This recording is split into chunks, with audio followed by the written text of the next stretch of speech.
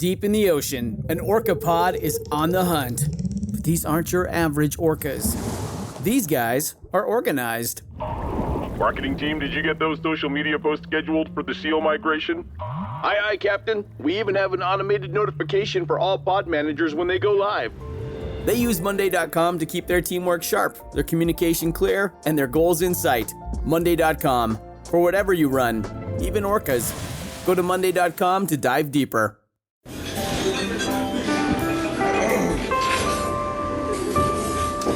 Well, I don't see the point in waiting any longer. So let's bring her out. The star attraction, the one you came to see. Ladies and gentlemen, the one, the only, Miss Judy Gold.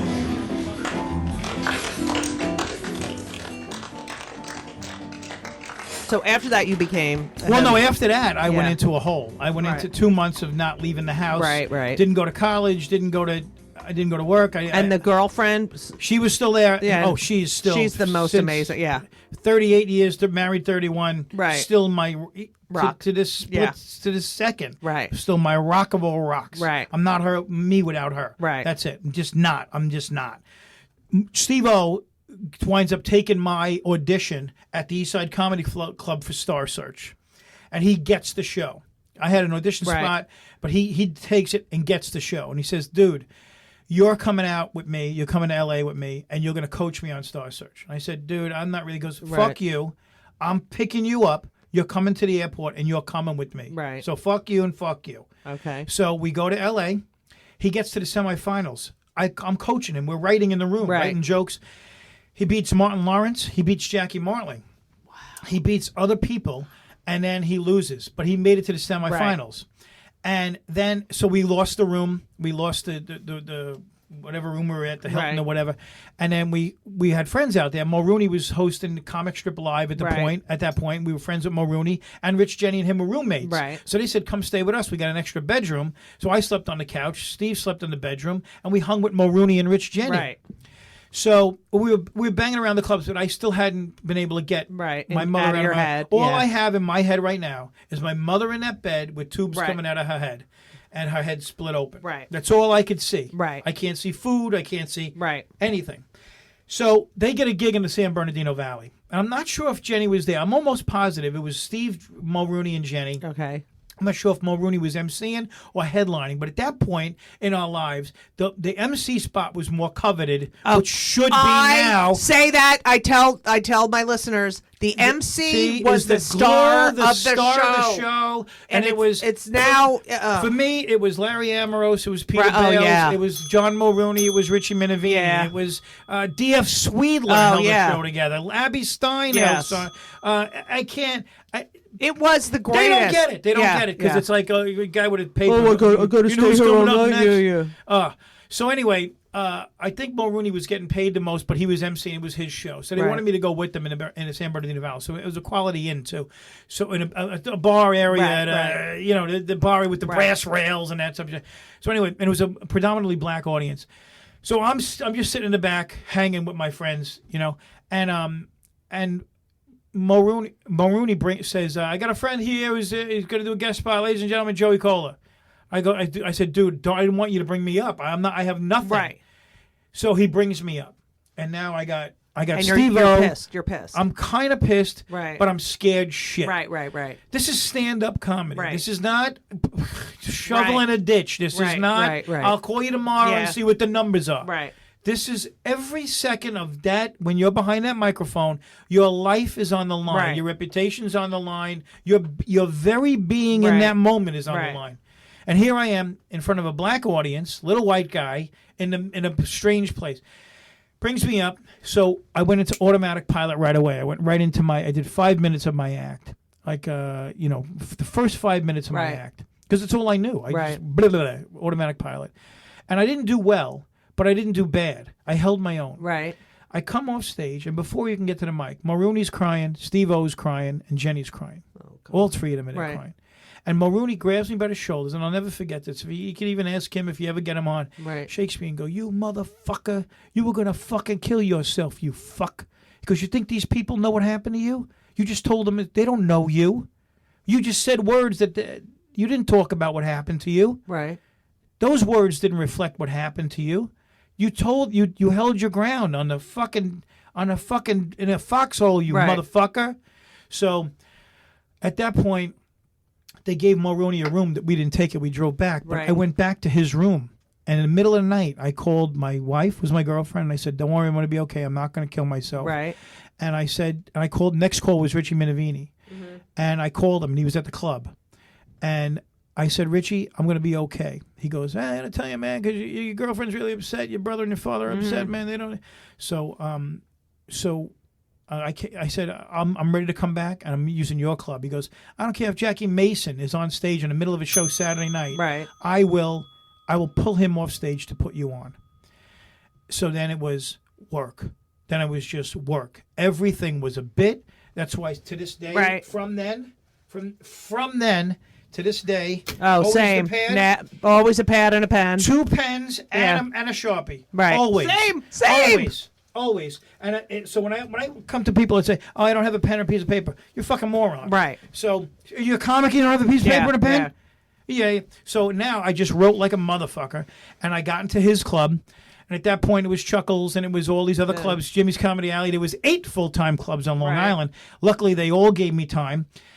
And I became an animal because I was seeing people like you and Bobby Collins and Bartlett and just strong motherfuckers standing their ground on that stage, just bang, bang, bang. And I said, if I'm going to compete at all, I got to get to that level. And then I said, do I have it in me? Do I have that angst in me? Do I have that in me? I did a little mining, and sure enough, I did. Because you're smart enough to open your eyes to the world, and it comes in. Let it in. And I did that, and I only middled for like 3 months, and then became a headliner because people were having a hard time following me. That's the key. That's the key. You know who taught me that?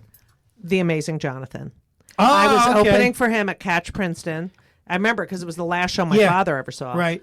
And he's like, you're really funny. You know what? All you need is a closing bit that no one can follow. Mm-hmm. And that was it. Yeah. It was, and then string a bunch of them together and boom. You're done. And then you're not working with your friends anymore because all your friends are headlining. Well, I never could because no women ever work together. So, all right. I agree. So you then become a force to be reckoned with. I mean, everyone knew you. You were a very strong act. No one wanted to follow you, especially like, Rosie was doing the VH1 show. No one wanted to go on after you. Yeah. And you were really one of the go-tos, like, we need someone to kill, let's put Joey on.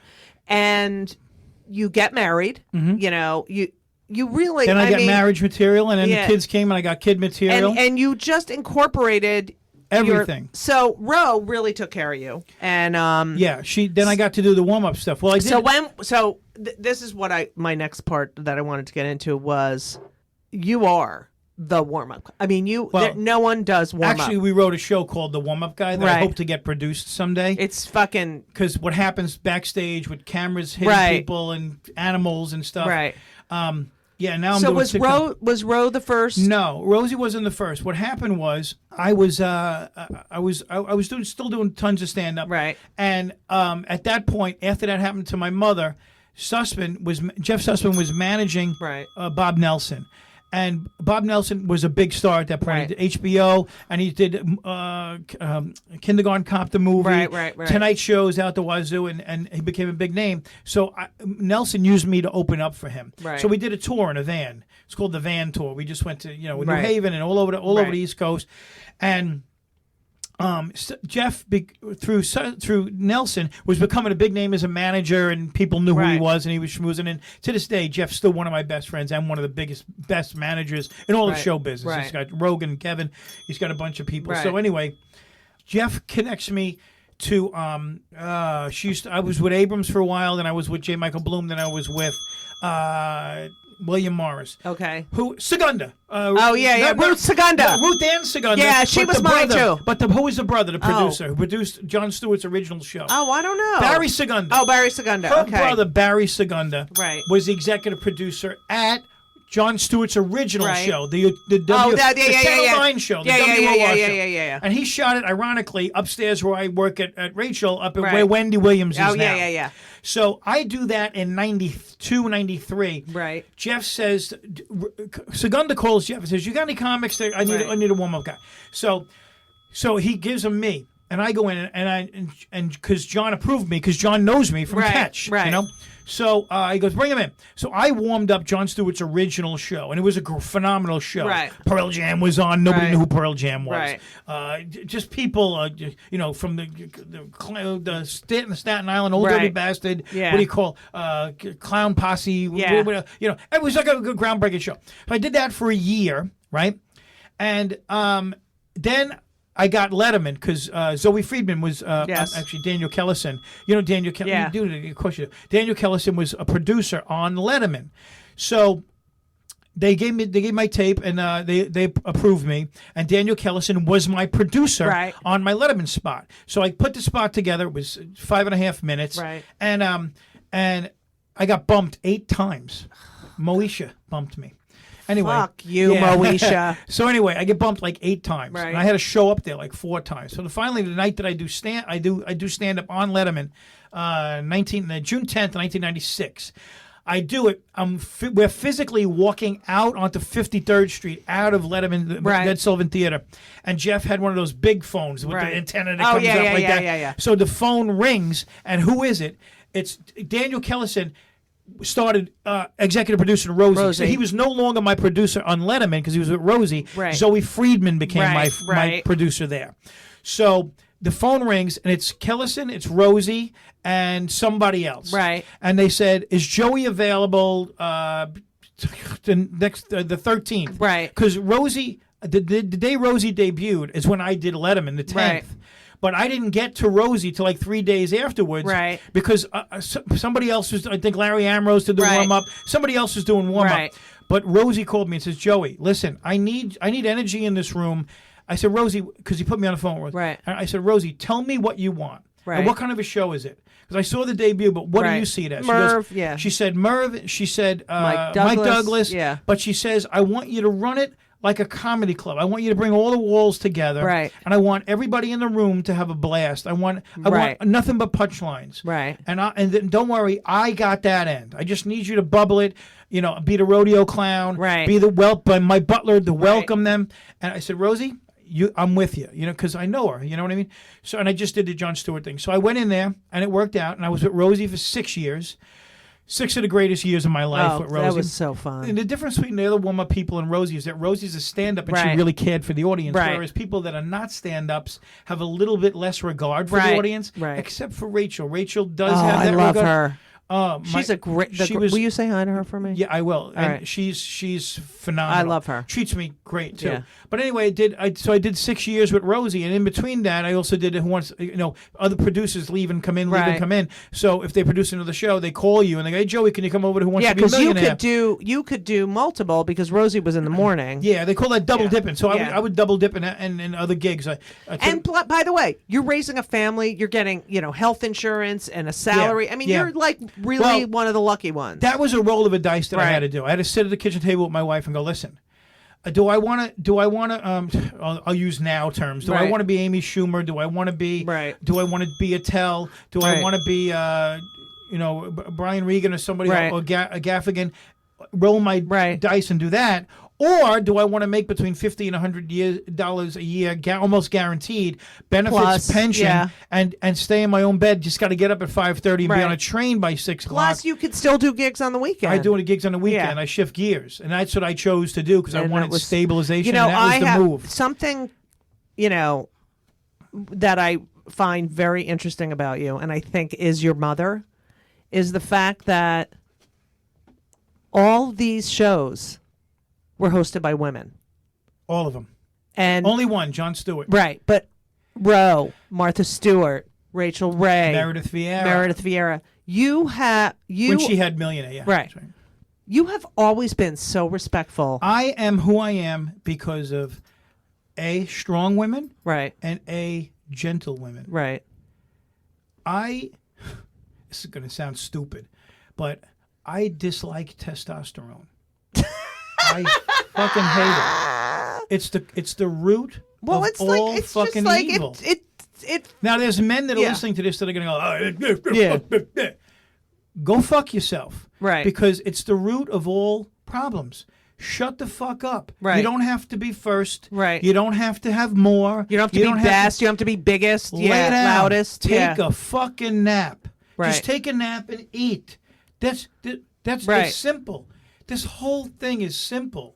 It's a simple fucking thing. Right. And I know, because I had that anger and that Right. testosterone. So I know. Right. I know. But you're right. My mother is always here. Right. To me, my idea of God is always here. Right. My father is always here. Right. Good people in my life and Right. great comics. Right. I'm pointing to Judy now. Is always Right. here. Always here. The ones that were successful, the ones that were vulnerable, the ones that laid back and were subtle. Right. A lot of times I'm in your face. My 8x10 is me Right. holding my head like Yeah, this. yeah. And the reason why I have my hands next to my head and I look angry is because I want to grab people and shake them. Right. I want to. That's my Stop. 8x10. It's like, stop. Stop what you're doing. Yeah. Just stop what you're doing. Right. And breathe a second. And focus on what's real. You know.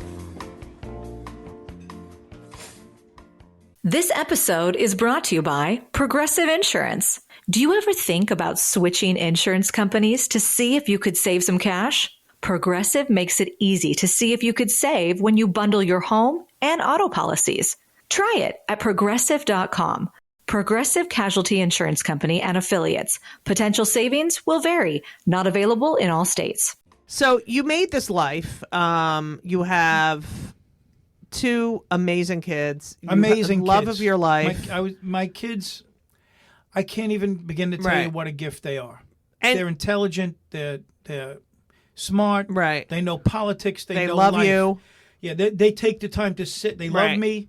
They love my wife. They love Right. us together. Right. They enjoy us together. Do you think you have like a really strong marriage? very strong marriage? I know I have a strong Now, marriage. did any of the guy comics ever were like, Joey, come on, you can fuck that chick? All the time. I've never cheated on my wife once. Never. On the road or at home. Same. And I've always I had a lot of opportunity. I mean, yeah, that's when my girlfriend's always jealous. And I'm like, Elisa, they could be eating out and I wouldn't even know that they're attracted to me because I don't fucking care. Yeah, I've had know? them show up at the lobby at a hotel Right. in Lexington, Kentucky. Oh, God. I got chased by a car full of skinheads in Louisville, Kentucky. No way. Me and this comic, Jewish comic, Gavin Jerome, were doing, that guy Tom Sobel had a room. Oh, yeah. In Louisville. Right. Funny Firm or whatever Yeah. it was. And So there I was one in Chicago, too. Yeah. And I do that club, and we go out. Me and Gavin go out to dinner afterwards at a restaurant across the street. Mm-hmm. We walk out of the restaurant. It's about midnight, and I look up the street, and there's a white old Chevy convertible with swastikas on the side and fucking black spray paint. And these guys got bats, and they're banging them on the doors. On your car? No, on their car. Oh, all right. On their car. They're all in the car, like skinhead guys. And then, so what did you do? I hear this. I hear Jews. So I look at Gavin, who's from Iowa. Right. And I go, dude, we got to run.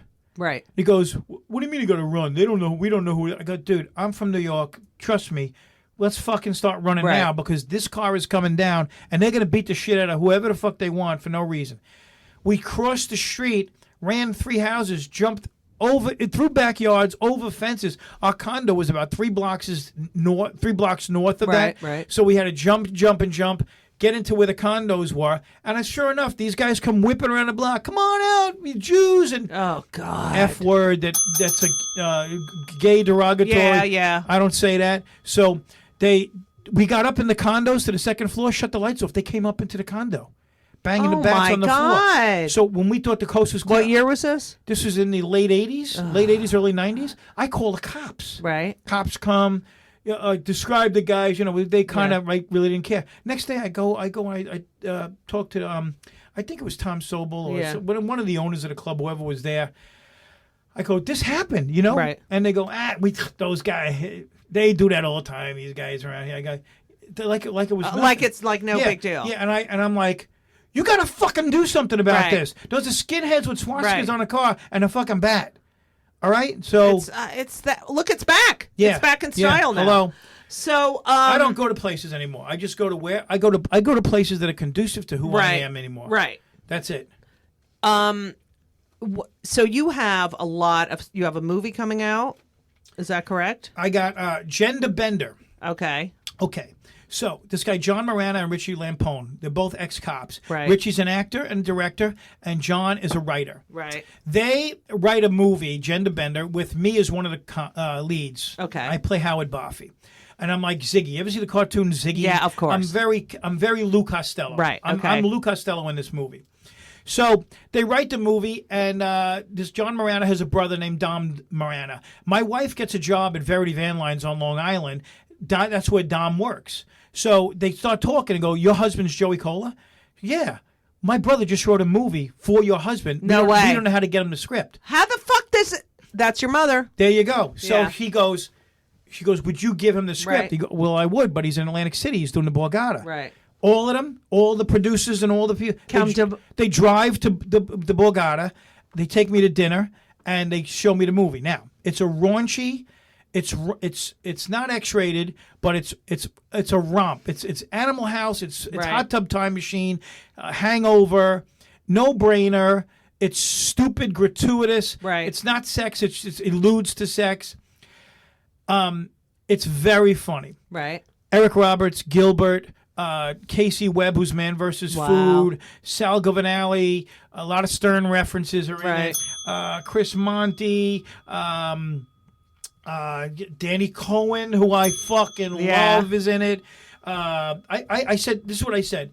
I said, if we're gonna make a movie, it's going to be a comedy. I want comics in it. Right. So I gave them about 200 names. They only picked a few that Right. they like. Kevin Downey Jr. is in it. His hair. He plays a Right. real psycho guy. And there's a bunch of other comics Right. in it. Mike Fine is in it. Right. He's phenomenal Yeah, in he's it. funny. He's not only a great writer, but his character, we let him keep the Right. glasses up. Yeah. He shows up twice in the movie, and it's really, really funny. Even Jeff Gurion is in the movie, Right. too. Goomba Johnny's Now, in the I hope movie. you know that there's no women in this movie. Go ahead. No, there's a lot of women in the movie. All right. So it's three guys. This is what happens. That's the theory of it. You're gonna be very happy with me. So these three guys. I'm Howard Boffy. My Right. job is I work at a sub shop, big loaded subs. My goal is to become nighttime manager. So there's a competition. Me and this really hot, pretty girl, how to make this a sub, right? A hero. From because what's his name, Dominic Salanti, I forget the Right. exact line. He made it because he saw the Finian Ram, which is a Well, torpedo. you know and the best subs are the White House in Atlantic City. I mean, fucking hands down, can't hands even. down. I like dream hands- about it. Go the ahead. big, yeah. Yeah. So anyway, I want to be a nighttime manager. So Right. there's a competition between me and this girl, and the boss is a woman. I make the most perfect sub. She makes one that looks horribly. She wins. I don't get the job. Right. I go, are you kidding me? Bah, bah, bah, bah, bah, bah. I leave. I come back. They're making out. Oh So God. Right. I go, lesbians. And very Right. Lou Costello. Right. I lose my job. The next one is a cop. His name is Nick, and he's going for a promotion. And there's these two women cops, and we hit this party where this guy's a big drug dealer that's Right. played by Casey Webb. Right. We get him in the back. He's got a big party going Right. on. We chase him. As we chase him, he jumps the fence. The two women cops arrest him. I lose. He loses his promotion. This woman gets to be the sergeant now. Okay. Two of us lost the jobs Right. to women. Ramrod Remington, played by Lamar Chester. Cheston, great Broadway actor. He was just in Tuskegee off Broadway. Great actor. He plays Ramrod Remington. He's a porn star. Right. And he's the most famous porn star in the world, a la John Holmes or like that. Right. But his goal, he doesn't want to do it anymore. He wants to direct. So they do his last film. And after the film, everybody's applauding him. Good job, last Right. film. And he's actually going through a warehouse where they make porn. And Right. Sal Governale fucking somebody, and who's fucking a Right. goat, and they got a Game of Thrones with the midget in there and everything, a little person, and it's all that. So we meet. He goes into Eric Roberts' office, Right. Because that's his boss, and says, "Okay, I'm ready to direct." Well, you can't direct now. I gave the job to my girlfriend, Right. And she's like, yeah, Yeah. I'm going to direct your movie. And so all three of us who are childhood friends lose our jobs to women. So we go to the bar and we start drinking. And we've been, man, I wish I had the power of a woman. We're all losing our jobs to women. Chris Roach. You know Chris Roach? Yeah. He is Patrick in the movie. Right. He's all drugged up, coked up. He's a mess because he's already got a vagina. Right. he comes over and says, I could tell you the power of a woman. And we go, how? We come with me. But first, I'm going to buy you all the drinks you want. So there's a big drunk scene. We're drinking. They're drinking out of my belly button. And we're pouring. He takes us to Makataki's lair. Right. And we go down there, and we get a spell put on us. Right. And we're all drunk. Right. So we think it's like an amusement park thing. We don't know what happened. I'm gonna say it. We actually bought and had made a huge latex vagina, this big, this big, and it's the thing that is in Makataki's lair that we have to all lay our hands on for this ceremony. But now we're drunk. We're not even taking this seriously at all. Put our hands on it. The lights go. Everything goes nuts, and then we leave. Go home. Next day we wake up, and each of us has a vagina. Each of us. Now, I'm the only one in the cast who didn't tuck and show. Right. I wouldn't do that. I couldn't do that. The other guys did. But anyway, we have, and they show I'm having a wild dream, and then I wake up and I go, I call Nick because he's kind of my hero. He's my friend, the top guy, but he's kind of my hero. Nick, I got a vagina.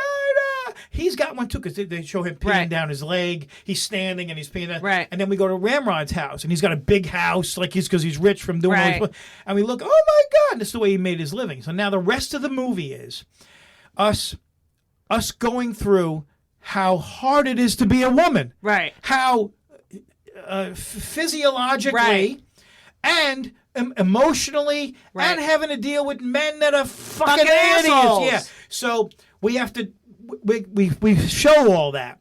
In the meantime, we went for the physiological thing where we got our period, and also I have a yeast infection that's so bad. And Gilbert plays my gynecologist, and we got a POV camera from my vagina facing him. He's got the mask on.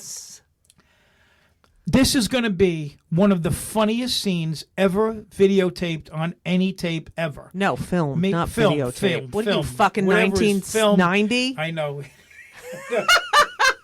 It's on a VHS. Awesome. That's awesome. Anyway, it's already out. It came out. It's already out. It's doing well. That's great. And it's on Amazon, Google Plus, and iTunes. You can rent it. $4 a rent, $9.99 to own it.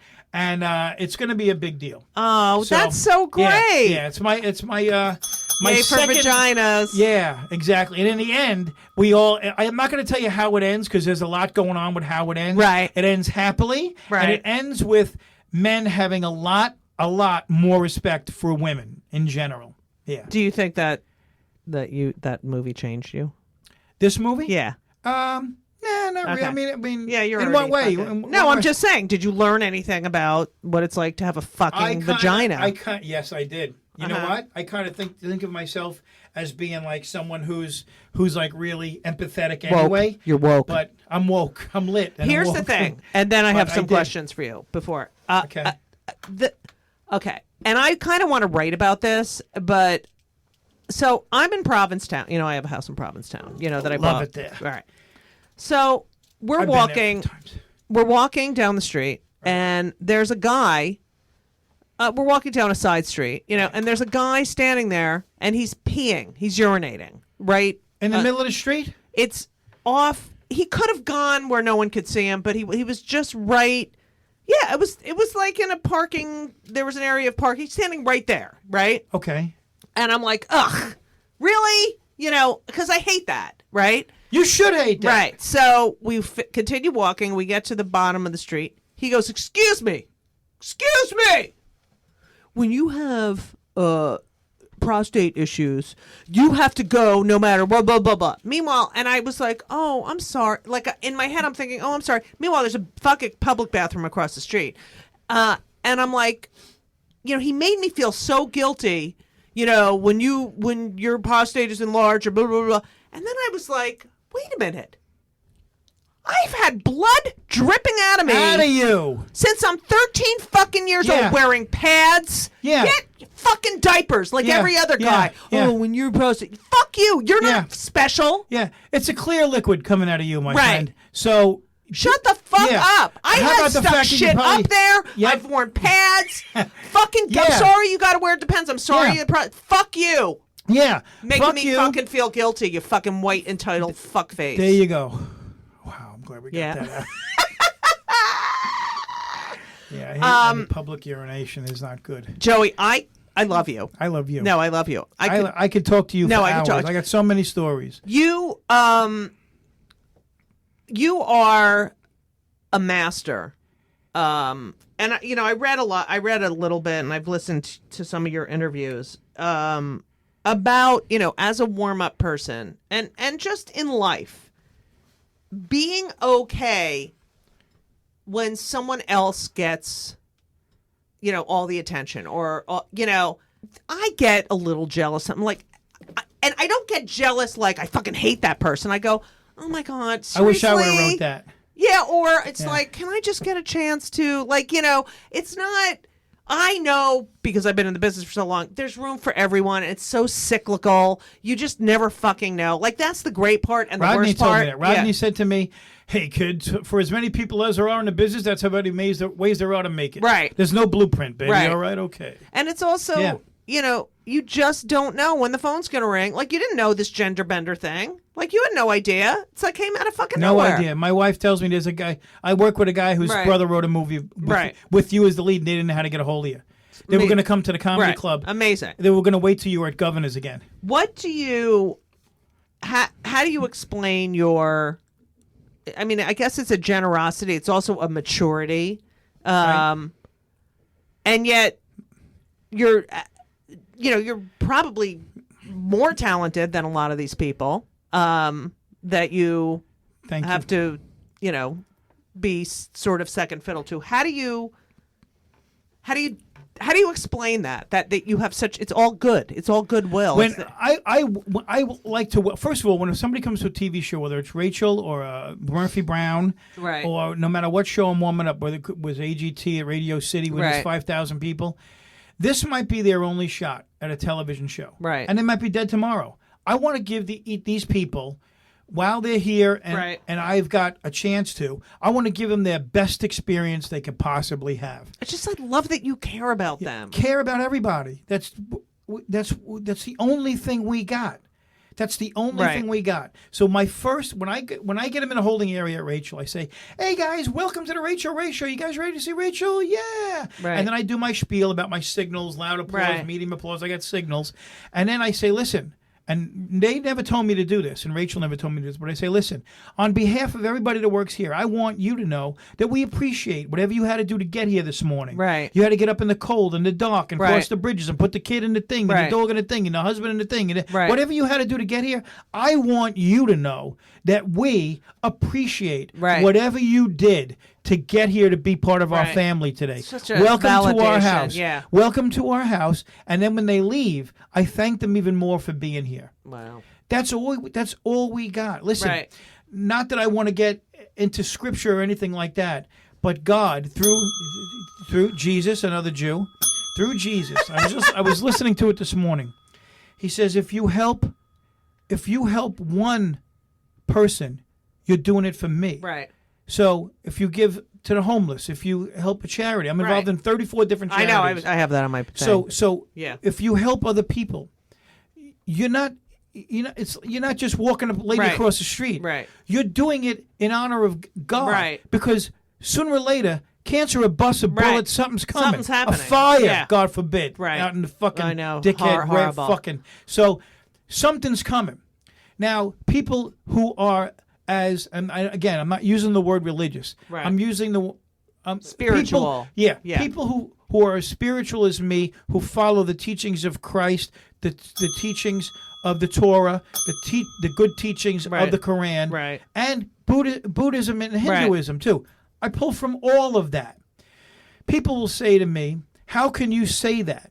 How could I say? Because it's God moving through all of us. If you open up your fucking mind and your fucking soul, then you will be open to what wants to come in, the light that wants to come in. Right. When you shut the door, it can't come in. Right. Now, whatever blockages you have, parents, food, you're ashamed of something. Right. Whatever you have, fucking drugs. lose it, because it's almost over. You got a minute to get through this fucking door. No matter who you are. Half hour. Yeah. We're all here for a half hour. Half hour, baby.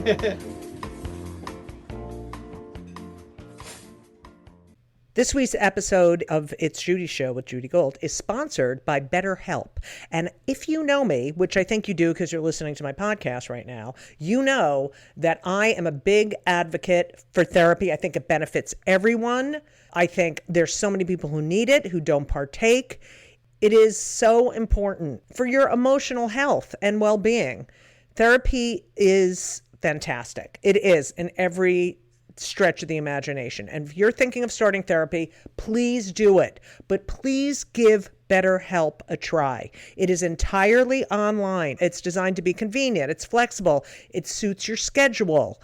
You fill out a brief questionnaire to get matched with a licensed therapist, and you can switch therapists anytime for no additional charge. I have switched therapists in my life. I've had many, many therapists, and you know, sometimes it's not a great fit for you, but don't give up. Therapy is beneficial. You can learn about yourself, you can process, and just be emotionally healthy. I'm telling you, do it. BetterHelp is great because, you know, when I used to schlep to my therapist's office, it was so annoying. You have to do it, and you sit there and you wait, and then I'm telling you, doing it online is fantastic. And BetterHelp is amazing. I know a lot of people who've used it. So if you're thinking about therapy, go to BetterHelp.com.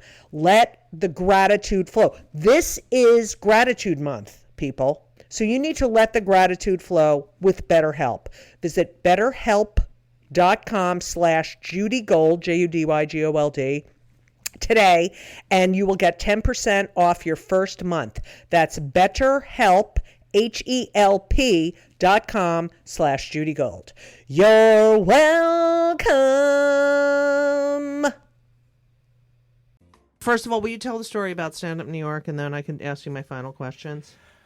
There's two Judy Gold stories. All right. First of all, I walk in and I'm having a shit day.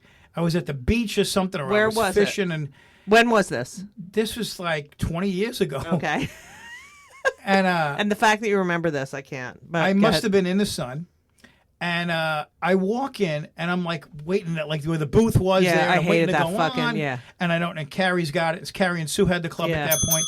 So I'm waiting to go on. I don't know when I'm going on. What am I gonna do? I gotta get out of here. Did I get a spot? And you come out of nowhere like a fucking angel and just walk in front of me and go, you know, you look really good tonight. And no one like has ever said that to me, really, like, because I'm not a handsome guy. Yes, I look like, you are. You're I look adorable. like Burt Young. Are you kidding Yeah. me? So, you said that, and you like brightened my. You like, boom! Everything stopped, and I went. Judy Gold told me I look good tonight. Oh, you're so now sweet. I'm fucking bulletproof. Then, one time your mother was at Stand Up New York one night. I don't know why, where, and how. She had a coat on. Okay. She had a black coat on, and you were like, "Hey, this is my friend Joey," and you were very nice. You introduced us, and we started to, "Oh, I'm a big fan of your daughters," and blah blah blah blah blah blah, and we started talking, and we got past the threshold that you could tolerate before we had to move on, Right. And you went, "Okay, stop with this fucking bullshit show, Mom, Joey, Mom, I gotta go," like that. It was, and she looked at me and went, like that. I love her like that. But we had like a moment, your mother and I. She was fun. Yeah. She was a fun woman. Judith. Oh my God. Judith, I'm so goddamn busy. God damn it, Judith. All right, so we're dying in here, so we have to stop in a minute. One more thing to the point I was getting to before was people say you're so religious. Why do you say fuck? Why do you talk about masturbation? Why do you talk about dirty stuff in your act? It doesn't matter. That's not religion. That's not the connection that's going to get to you to another level.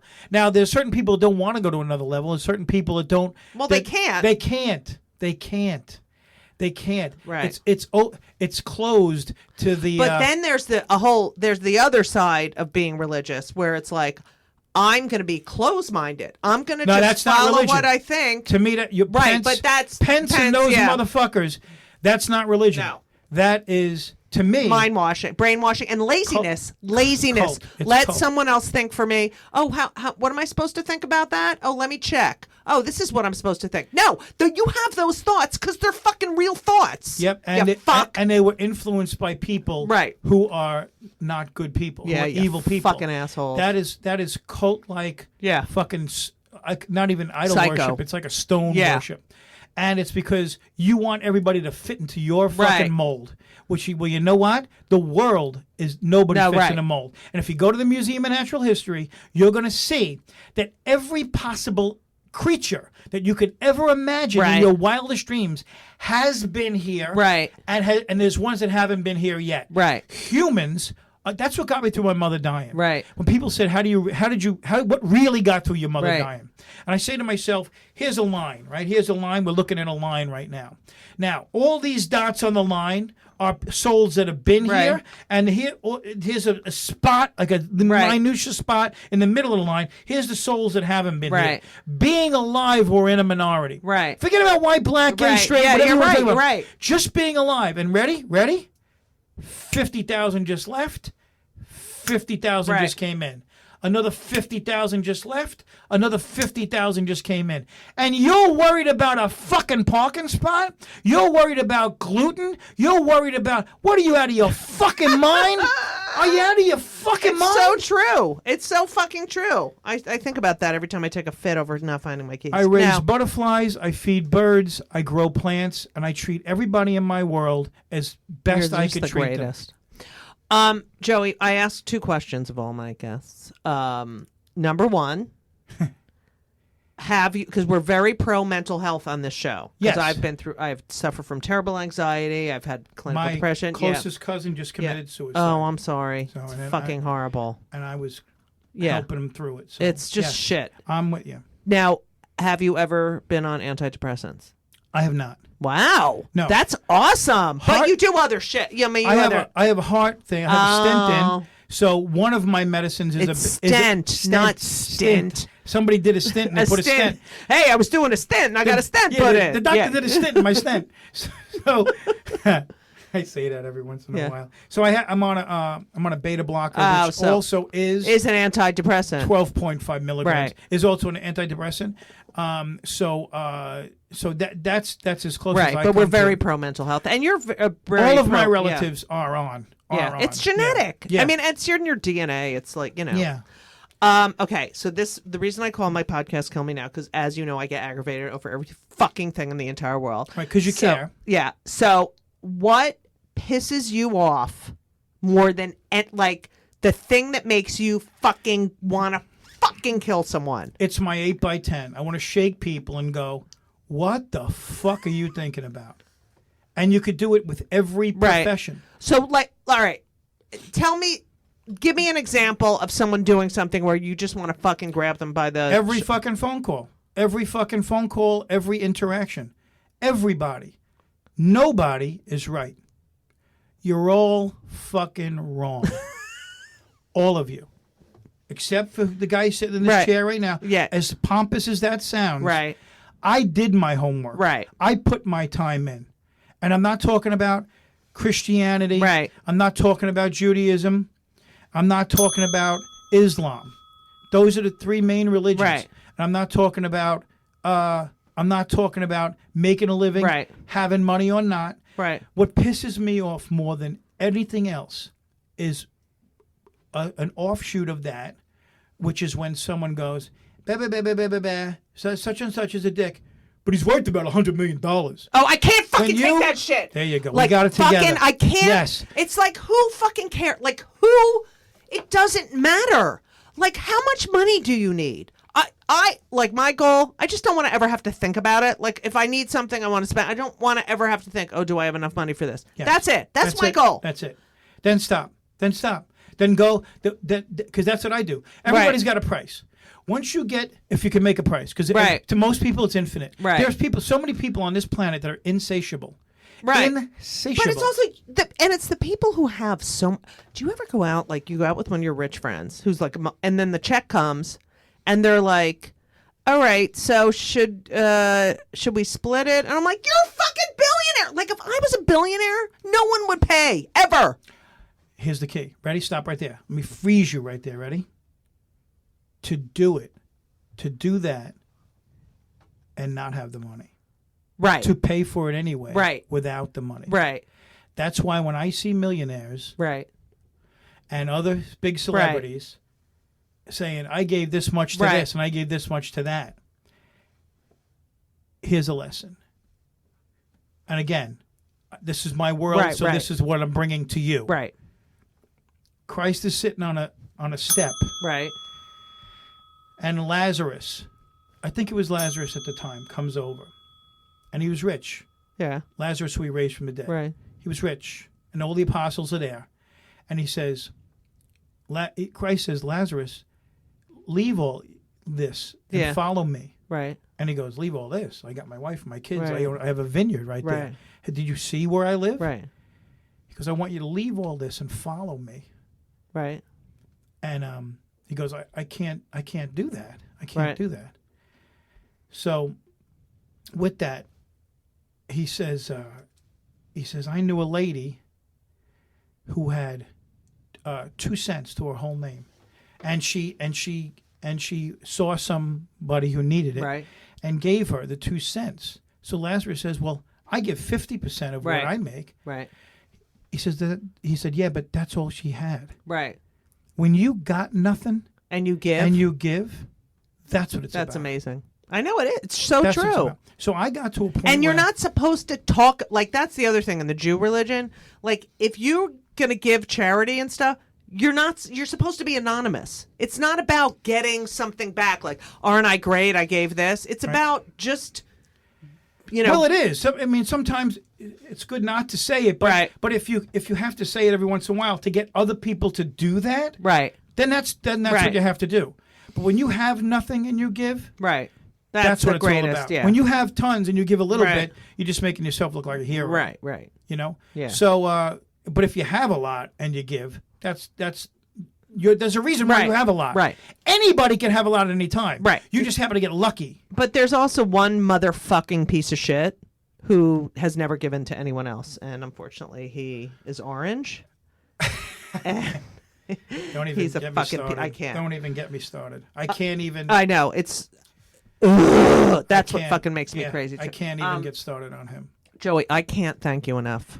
We'll do it again. Can we do it again? So much more to tell you. Yeah, I got so much more to tell you. All right, because we only went up to like 30. I'm 57 now. Shit's happened to me recently. What happened recently?